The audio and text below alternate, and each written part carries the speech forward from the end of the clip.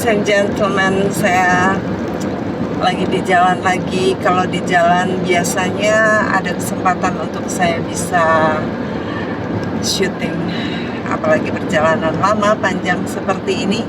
Well, I'll try as best as possible. Dari tadi jalannya di cor kurang bagus itu, tapi ini udah lumayan. Baiklah, kabar semuanya, sehat-sehat semua ya. Saya doakan setiap hari saudara dalam keadaan baik, dalam lindungan Tuhan. Di saat-saat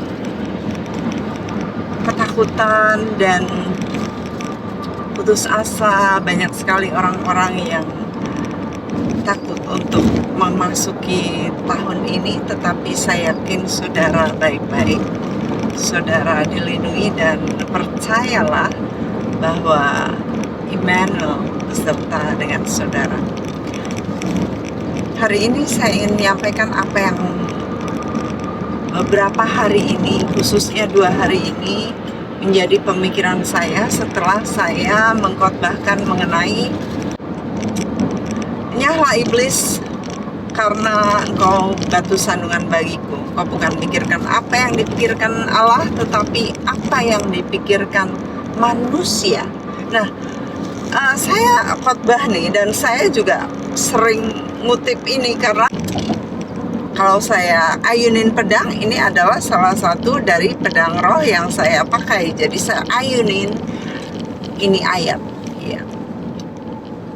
Tapi baru aja ini timbul pikiran pembukaan dari Roh Kudus yang sangat-sangat amat bagi saya membukakan gitu. Ya. Pernyataannya yaitu Tuhan ngomong sama iblis yang mempengaruhi Petrus untuk mempengaruhi Tuhan. Tuhan berkata, iblis, engkau ini memikirkan apa yang dipikirkan manusia. Jadi pikiran manusia itu bagi Tuhan itu nggak boleh, sama sekali nggak ada hubungannya dengan pikiran Allah. Dan Tuhan mau agar kita memikirkan pikiran Allah, hanya pikiran Allah. Sementara kita seringkali berpikiran kita ini manusia, lalu kita mikir dengan cara-cara kebiasaan manusia. Padahal Tuhan mengatakan bahwa dia mengusir iblis ini yang menginginkan jalan mudah, ya, yaitu bukan jalan salib. Nah, kemudian Tuhan bukakan kepada saya hubungannya lagi dengan Filipi 2 ayat 5 dan seterusnya ya. Di sana kan dikatakan bahwa hendaklah dalam hidupmu bersama kamu menaruh pikiran dan perasaan yang terdapat juga dalam Kristus Yesus.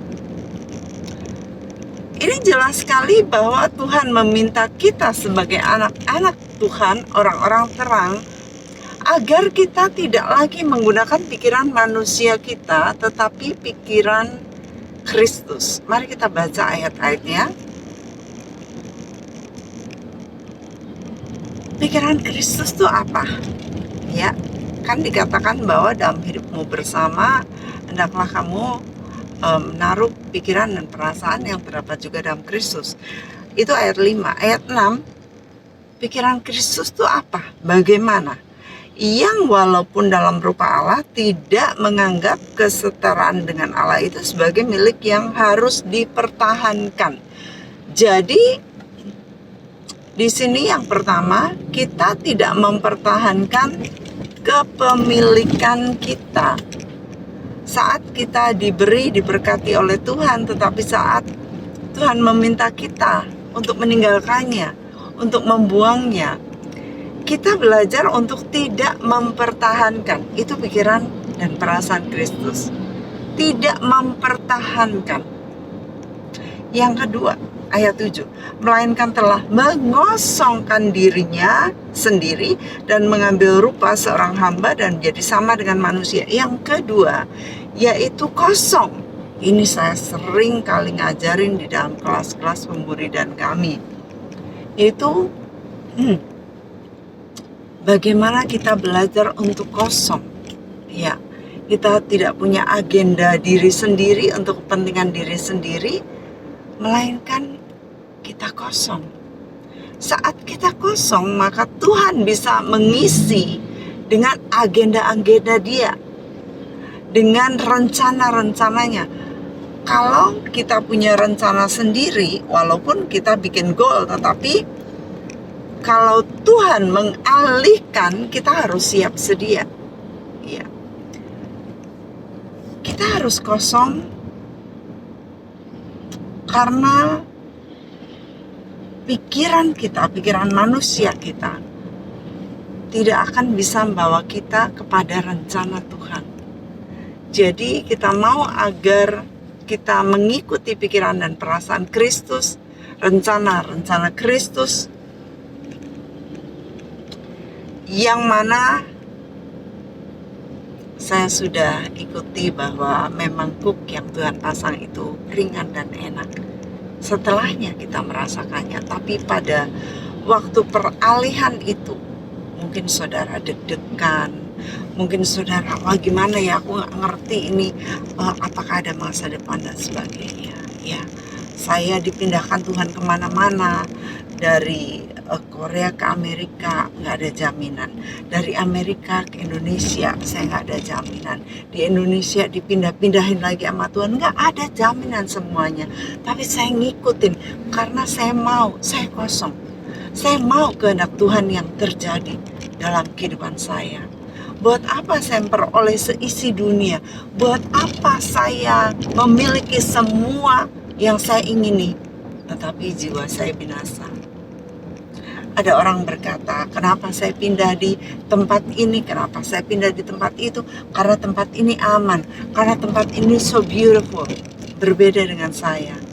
Saya pindah karena saya mau hidup dalam rencana Tuhan.